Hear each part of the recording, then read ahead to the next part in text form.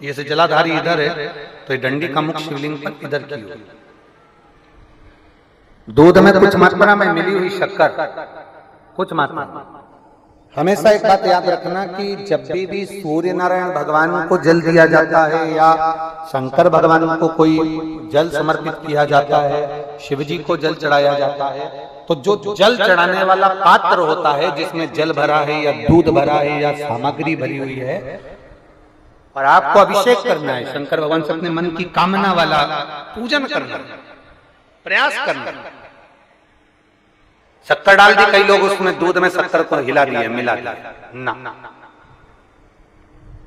जल भरा, जल में कुछ आ गया, उंगली डालकर निकाल दिया या कोई पत्ते से या कोई फूल से या कोई सामग्री से निकाल दिया ना। हमने पहले भी कथा में कहा है, वृक्ष से तोड़े हुए फूल, और यहां तक एक कथा में वर्णन किया कि एक फूल ऐसा भी है जो तोड़ा नहीं जाता, जमीन पर गिरा हुआ। कौन सा बताया था? पारिजात। उस फूल को तोड़ा नहीं जाता, वो फूल जमीन पे गिरना चाहिए, जमीन पर गिरेगा, उठाओगे तब शंकर को चढ़ेगा, वो पारिजात का फूल।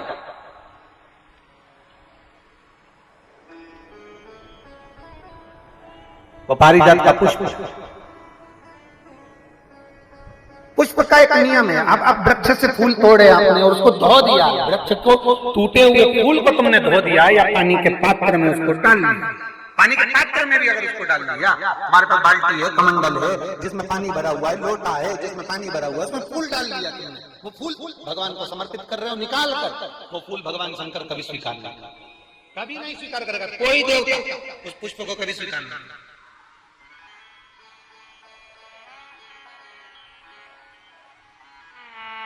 और मैंने तेरे ही बाबा तेरे ही भरोसे, आप विश्वास के साथ उसको भजोगे, उसको विश्वास के साथ रमोगे, वो प्राप्ति है। अगर हमने फूल, फिर निवेदन है, दूध चढ़ाने वाले व्यक्ति याद रखना, बहुत कर्जा है, बहुत कर्जा, चूक ही नहीं रहा। आज शिवरात्रि है, 5 शिवरात्रि को आपको ये कर्म करना, 5 शिवरात्रि मात्र, 5 के बाद में फिर अपन बात करेंगे। तुम्हारे नगर में जब कथा हो, तुम्हारे आसपास में कथा हो, तब जरूर आना और तब लिख कर देना कि 5 शिवरात्रि का उपाय पाया था और फल मिला।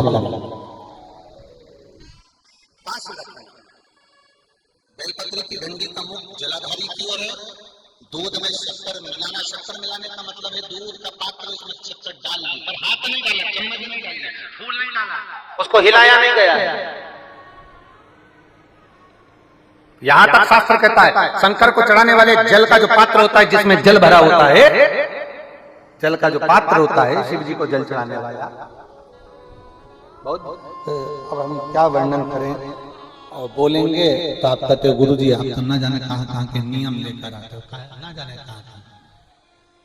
कई लोगों की आदत होती है कि शिव जी को भी राम झारे से जल चढ़ाते। रामधारा देखा है आप लोगों ने? एक इतना बड़ा कलश होता है, उसमें एक टोंटी लगी होती है, एक टोंटी लगी होती है, उसको रामधारा कहते हैं। कई लोग शंकर भगवान पर भी रामधारे से जल चढ़ाते हैं, रामधारा उसमें, क्योंकि जल भर लिया और वो टोंटी लगी, उसमें से पानी डाल, उसमें से जल चढ़ रहा ना। ये जिसने तुमको अकल दी है ना, शंकर भगवान को आप जाओ दूसरी जगह पर चढ़ सकता होगा, मेरे ठाकुर जी को, मेरे राम जी को, मेरे कृष्ण जी को, भवानी माँ को, सबको रामझारे से जल चढ़ा तो चल जाएगा, पर मेरे महादेव को जल रामझारे से नहीं चढ़ता। उसका कारण ये है, आप चढ़ाना है तो श्रृंगी से जल चढ़ा सकते हो, श्रृंगी से जल चढ़ा सकते हो, मना नहीं, पर रामझारे से जल, उसका केवल एक कारण है, रामझारे का जो जल होता है यहां से आने के बाद टेढ़ा मुड़कर जाता है, और मेरा भोला भंडारी तो सीधा सीधा है।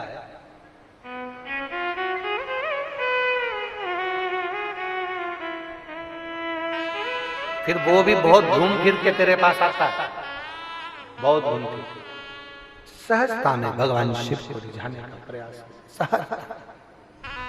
सरलता में भगवान शंकर को मनाने का प्रयास।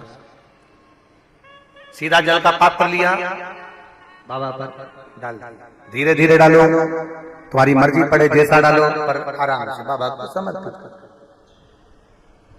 जैसा जल का पात्र है तुम्हारे। अब कोई कहता गुरुजी भगवान शंकर को जल चढ़ाने के लिए चांदी का लोटा चाहिए, तांबे का लोटा चाहिए, स्टील का लोटा चाहिए, पीतल का लोटा चाहिए, कांसे का लोटा चाहिए, मट्टी का लोटा चाहिए, कौन सा लोटा चाहिए? शिव पुराण में ये कुछ भी नहीं लिखा। तुम्हारी श्रद्धा, तुम्हारा विश्वास। अभी इससे पहले वाली कथा में हमने कहा था, कई लोगों ने एक नियम बना दिया कि चांदी की बेलपत्र भगवान को चढ़ाओ। कहीं लिखा है? अगर किसी पुराण में लिखा हो कि चांदी की बेलपत्र चढ़ाना तो हमको जरूर बताना, सोने की बेलपत्र चढ़ाना तो हमको जरूर बताना कि शिव पुराण में एक जगह पर लिखा है कि चांदी की बेलपत्र चढ़ाओ, सोने की बेलपत्र चढ़ाओ। नहीं, शिव पुराण में लिखा है बेलपत्र समर्पित करो, न चांदी न सोना मेरे भगवान के दिल में निवास करती है ये बेलपत्र, जो शंकर को प्रिय है, जो शिव की प्रियता है, शंकर की आनंदता है, जिस बेलपत्र समर्पित करिए। बेलपत्र की डंडी का मुख इधर, जलाधारी की ओर, जल चढ़ा, दूध चढ़ाया, शक्कर मिला हुआ, और दूध चढ़ाने के बाद में एक छोटे से पात्र में दूध को झेल लिया, फिर बाद में जल चढ़ाया। पहले पात्र में दूध को झेल लिया, उसके बाद में जल चढ़ाया, फिर जल चढ़ाया। वो जो दूध लेकर आए उसका एक बिंदी अपने दरवाजे पर या अपनी अलमारी पर या अपने व्यापार के स्थान पर दूध की एक उंगली, मात्र उतना ही दूध लेकर आए, उसको पीना नहीं है, उतना ही दूध लेकर आना है, केवल एक उंगली जो लग जाए द्वार, और थोड़ा मंदिर से थोड़ा जल्दी आने का प्रयास करना, क्योंकि वो दूध का जो पात्र है ना, कई लोग बहुत चतुर होते हैं, वो सूख जाता है तो उसमें एक्स्ट्रा पानी मिला लेते हैं, जिससे गीला हो जाए फिर चिपका देते हैं। दुनिया में चतुर लोग बहुत सारे पड़े हुए, थोड़ा जल्दी आ जाओ मंदिर से, जिससे वो दूध की एक बूंद जो दूध लेकर आए वो सूखे ना। तो दूध की एक बूंद भी अगर आपने 5 शिवरात्रि कर लिया, 5 शिवरात्रि के बाद बात करेंगे कि कर्जा कितना रह गया और कितना चूका, फिर बात करेंगे, बात विचार कर। वो शिव उघड़ी है, शंभु उघड़ी है। दूध में शक्कर मिलाकर चढ़ाने पर या गुड़ मिलाकर चढ़ाने पर या शंकर भगवान को जो अपन दूध में थोड़ी सी मिष्ठान डालकर जो दूध चढ़ाते हैं ना, उसका फल कितना होता है आप शिव महापुराण में उसको पढ़ सकते हैं, उसका स्मरण कर सकते हैं, उसका अध्ययन कर सकते हैं। चढ़ाया, और जितने लोग विश्व के शिवरात्रि की कथा को सुन रहे हैं, बहुत सावधानी से सुनना, एक एक उपाय को, एक एक कही गई बात को ध्यान से लगाकर सुनना। बाकी का आपके शहर में जब आएंगे तब मिलेंगे और पर बात करेंगे, उसके लिए आप उसका स्मरण में जरूर रहिए, उसका